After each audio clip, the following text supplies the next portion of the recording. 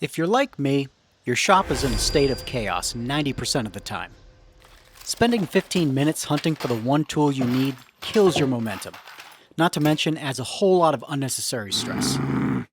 So I'm on a mission to design and build a tool storage system that will organize my workshop, streamline my workflow, and maybe, just maybe, help me regain a little sanity. So, I was working on a project a few months ago and was about 90% done with it. As I was working, I started to notice something. A feeling. I couldn't quite put my finger on it at first, but it was generally unpleasant. After a couple minutes, I realized what it was. You know, that feeling where you just feel uncomfortable? Kind of like your insides have been invaded by a group of rowdy 8-year-olds. Well, I stopped working for a minute, looked around the shop, and what I saw kind of reminded me of that show, Hoarders. My shop was an absolute disaster. I had tools out and they were spread out all over the place. Scrap pieces of wood all over the shop, screws and washers littered the assembly table and surrounding floor. Not only was I stressed out about the constant mess and lack of organization, but I was producing projects at sloth rate.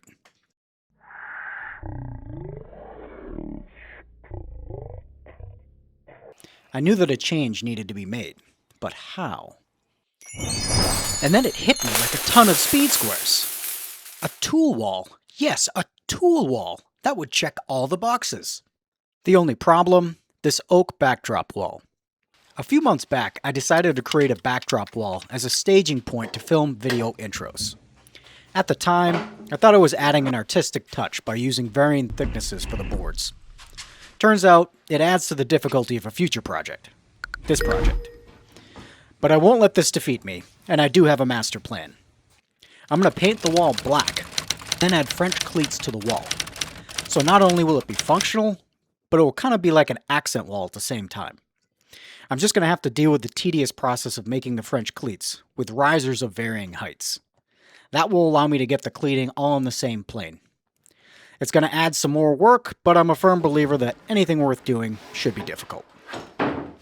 The biggest advantage this tool wall is going to give me is one centralized spot for all of my most used tools. They'll be right within arm's reach of the new workbench that I just built, and the whole system is designed to grow with my shop. Instead of tearing everything down and rebuilding it every time I buy a new tool, I can simply add or rearrange holders as I need them. Once I narrowed down what I wanted, the choice came down to either a pegboard or a French cleat system. A metal pegboard would have cost a bit more. I'd be limited to the hangers they make, and I'd have to rip down this oak wall and start all over. With a French cleat system, I can use scrap wood for the cleats and build custom holders that fit every tool perfectly. So who has two thumbs and is saving a bunch of money? This guy. If you're not already familiar with French cleats, here's a quick rundown. You basically take a board and make an angled cut in it. Most people assume this has to be a 45-degree cut, but that's not the case. Anywhere from 30 to 45 degrees typically works. The trick is, when you make your cut, keep the opposing boards together. You're going to use one side as your French cleat on the wall, and the other side to make your hangers for that French cleat, because these two boards will have complementary angles.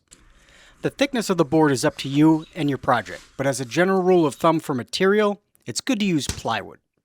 That's because plywood is more stable than softwoods or hardwoods and will warp less on you in the long run.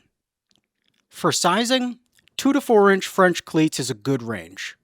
You can get away with a smaller size if you're hanging lighter tools, but want to use a bulkier cleat if you're going to be hanging cabinetry, etc.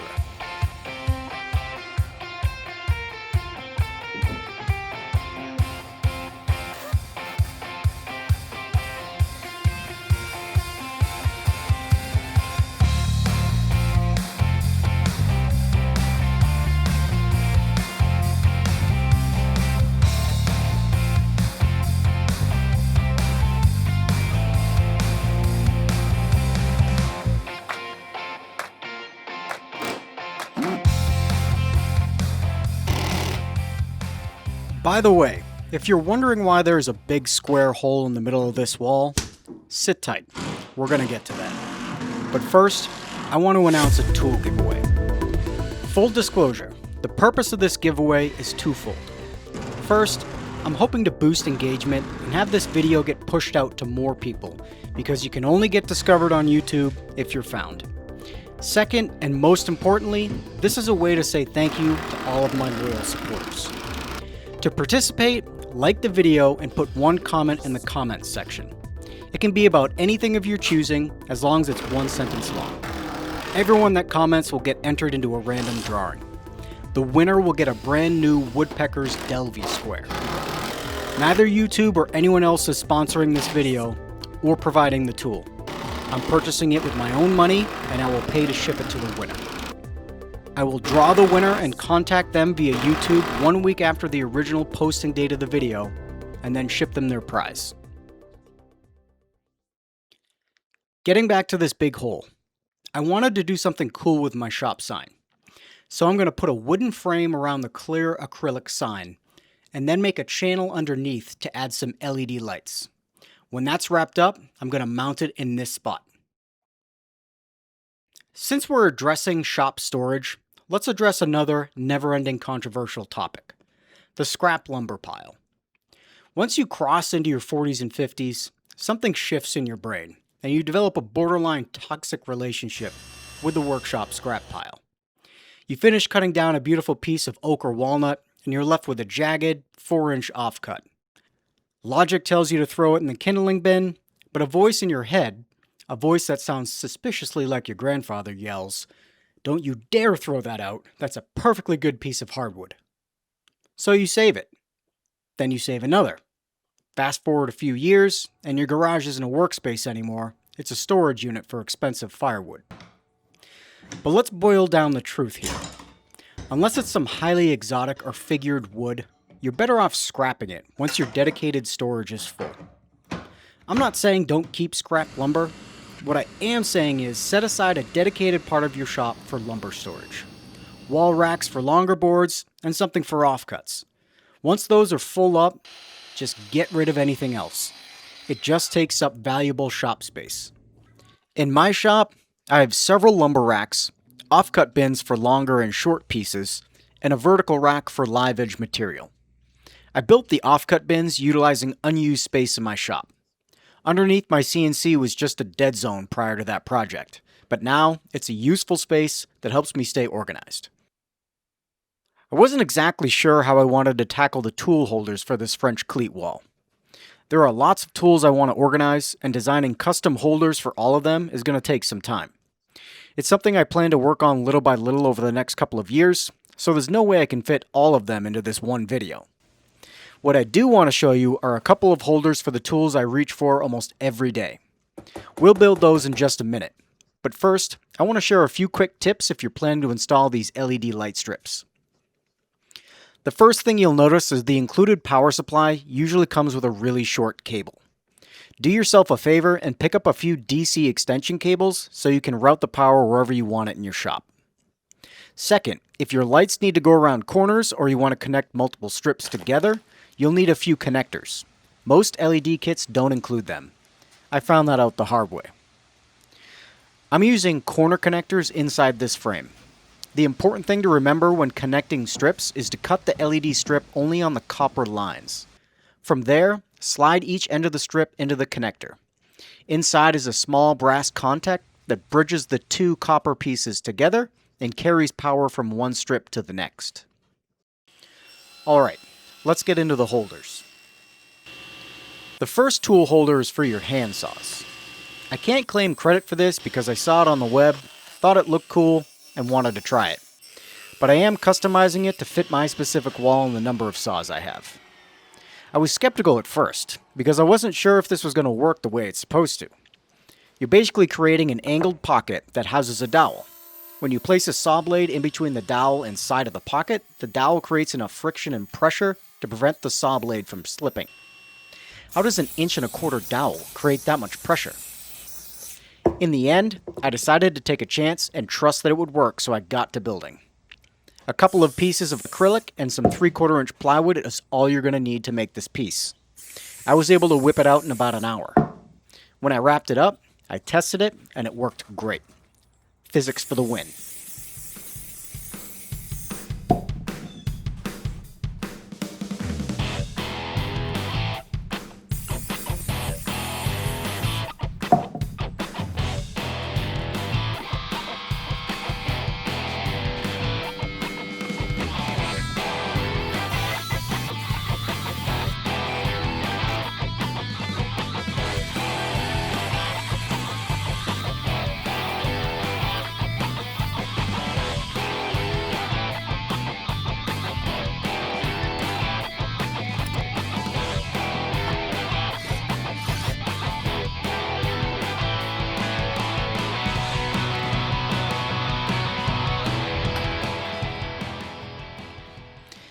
Next, I wanted to create some holders for paper towels, rags, gloves, and glue. You know, the sexy items in every wood shop. Haha, I kid. But seriously, I reach for these constantly, and having them easily accessible on the wall is going to be a huge time saver. I knew that many people use these items in their shop, so I assumed I could skip the custom design for these and find some good plans on the internet. A quick Etsy search and $8 got me 3 sets of plans from Patriot Woodworks. Instead of cutting all the parts for these by hand, I created a quick VCarve file and cut all the parts on my CNC. Aside from a minor work slippage issue, well, shit. That went smooth, and then it was just a matter of putting the pieces together. Holders 2, 3, and 4 down.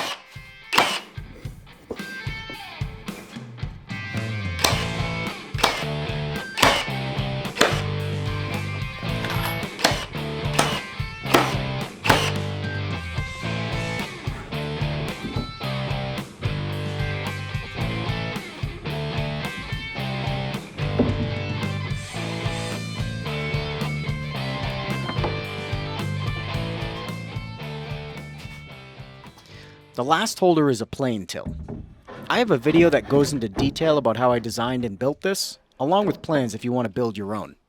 All I had to do to make this work on my new cleat wall was add some cleating on the back and then load up my planes. This wall is a work in progress. I'm looking forward to adding many more tool holders in the future. I love that all my most used tools have a central home that will make my work more organized and streamline my production process. Don't forget to comment on the video to be entered into the tool giveaway. If you enjoyed this video and found the content useful, take a look at this video next. It's about how I built my shop workbench. See you guys soon.